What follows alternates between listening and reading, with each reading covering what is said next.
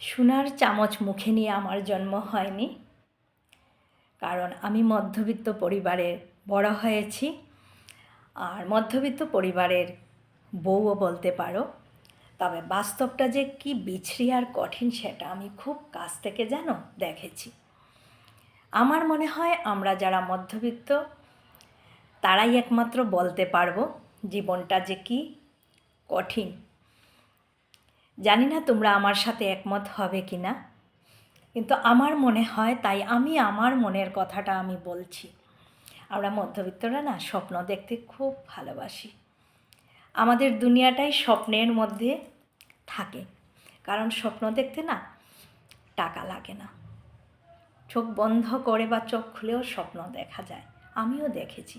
তবে কি হয় জানো, এই স্বপ্নগুলো না বাস্তবে পরিণত করতে গেলে না অনেক কষ্ট হয়, অনেক বাধা বিঘ্ন আসে, যেটা আমরা কাটিয়ে নিতে অনেক কষ্ট হয় জানো।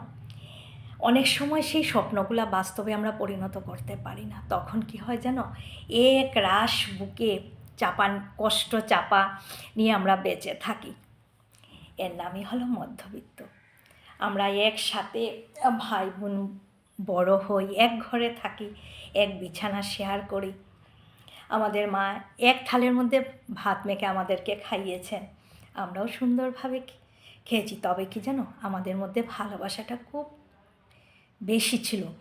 কেন, আমরা মধ্যবিত্ত যারা না, তারা এই ভালোবাসা নিয়েই বেঁচে থাকি। আর আমরা মানুষকে খুব ভালোবাসি। হ্যাঁ, আমি কেন, আমরা যারা মধ্যবিত্ত সবাই বোধহয় আমরা সবার সাথে মিলেমিশে থাকতে পছন্দ করি। সে আমাদেরকে কেউ ভালোবাসুক আর না বাসুক, সেটা কিন্তু আমরা আমাদের বাড়িতে, মধ্যবিত্ত বাড়িতে তুমি যদি যাও দেখবে, তুমি যাও বা তোমার বাড়িতেই যদি কেউ আত্মীয় স্বজন আসে, বন্ধুবান্ধব আসে, দেখবে তুমি মন খুলে হাসি মুখে ওদেরকে ঘরে স্বাগতম জানাবে।